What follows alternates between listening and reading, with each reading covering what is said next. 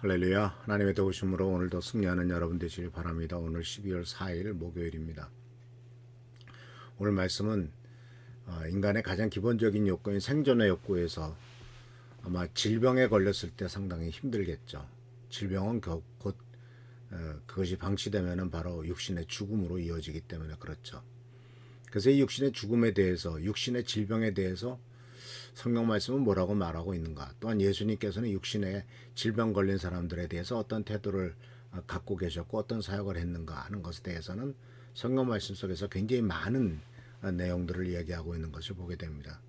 마태복음 4장 24절에 23절에 예수님의 사역을 마태는 이렇게 설명합니다. 예수께서 온 갈릴리에 두루 다니사 모든 병과 모든 약한 것을 고치셨다.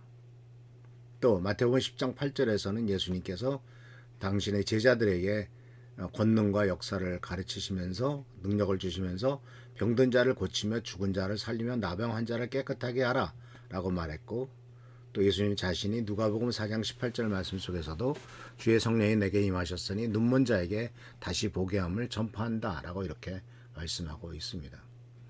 그래서 예수님의 사역이 아주 많은 부분이 치유 사역에 집중되어 있음을 보게 됩니다.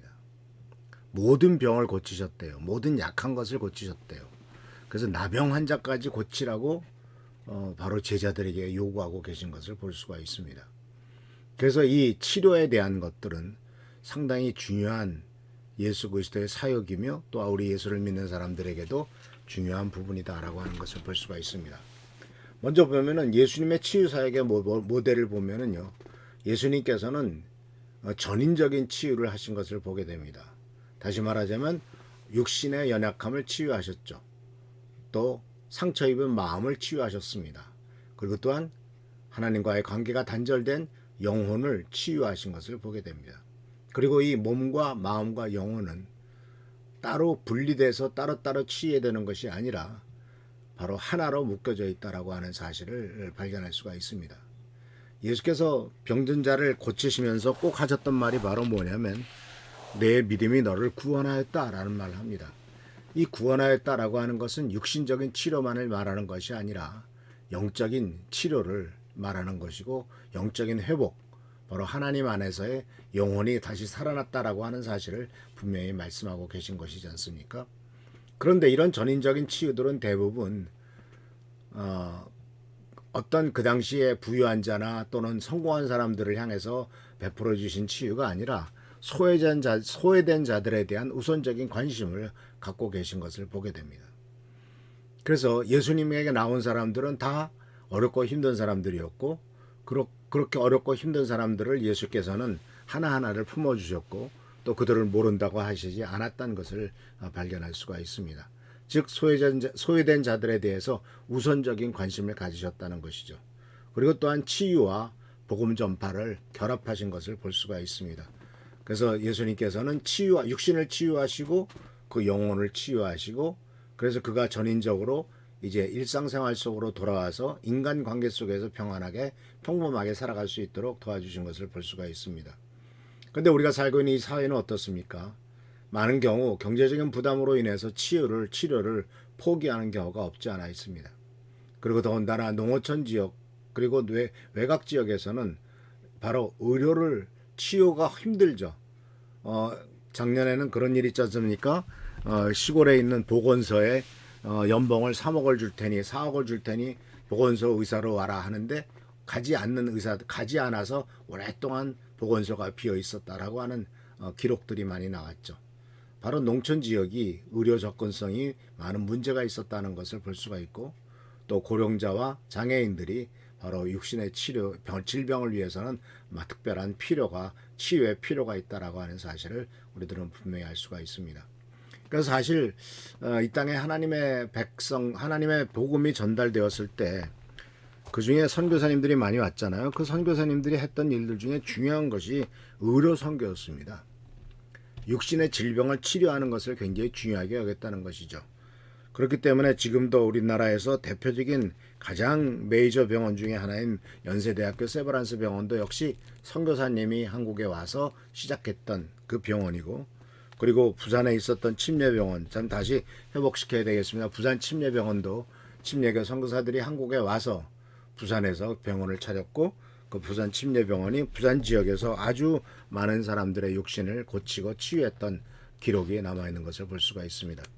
그래서 그 부산 침례병원 같은 경우는 어렵고 힘든 사람들에게 무료 진료하는 사역을 했었고 또 의료비를 지원하고 간병을 도와주는 이와 같은 사역들도 했었던 것을 우리들은 볼 수가 있습니다. 지금 많은 경우 많은 사람들이 질병에 걸립니다.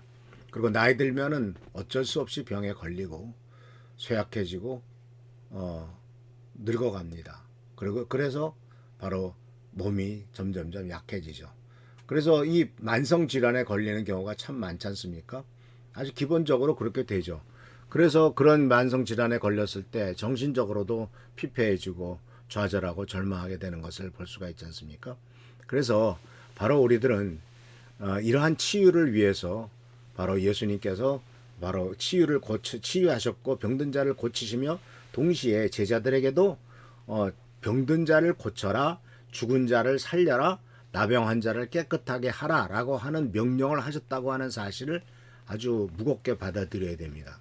우리가 무슨 의사도 아니고 우리가 무슨 능력이 있는 것도 아닌데 어떻게 합니까? 라고 제자들은 말하지 않았습니다. 왜냐하면 예수님께서 제자들에게 병든 자를 고치고 죽은 자를 살리고 나병한 자를 깨끗하게 하라라고 명령하셨을 때는 그렇게 할 수 있는 능력도 주실 것이다 라고 믿었기 때문에 그렇죠. 사랑하는 성도 여러분, 우리가 믿음으로 선포하고 믿음으로 기도하면은 우리의 손길을 통해서 많은 육신적인 질병을 가진 분들이 낫게 될 줄 믿습니다.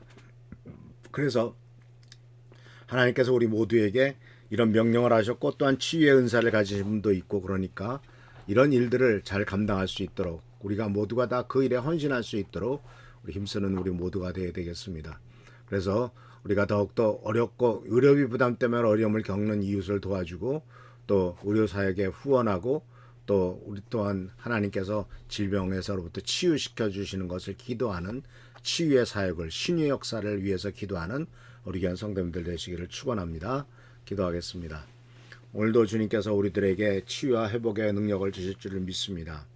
너희가 병든 자에게 손을 얹은즉 나으리라 하고 주께서 말씀하셨고 내 이름으로 기도하는 자가 귀신이 쫓겨나갈 것이라고 말씀하셨습니다. 주님께서 말씀하셨던 이 말씀을 우리가 믿습니다. 우리가 믿음으로 예수 그리스도의 이름으로 손을 얹고 병든 자를 치유하는 기도할 수 있도록 하시고 그리하여 하나님의 살아계심을 나타내고 증거하는 놀라운 역사를 우리가 체험할 수 있도록 주여 도와주시옵소서. 오늘도 함께하여 주옵시고 지켜보살피시고 보호하시고 돌봐주시기 바라옵고 예수 그리스도의 이름으로 축복하며 간절히 기도하옵나이다. 아멘. 오늘도 주님께서 우리들과 함께하시고 축복하시고 치유하시고 회복시켜 주실 줄 믿습니다. 할렐루야. 축복합니다.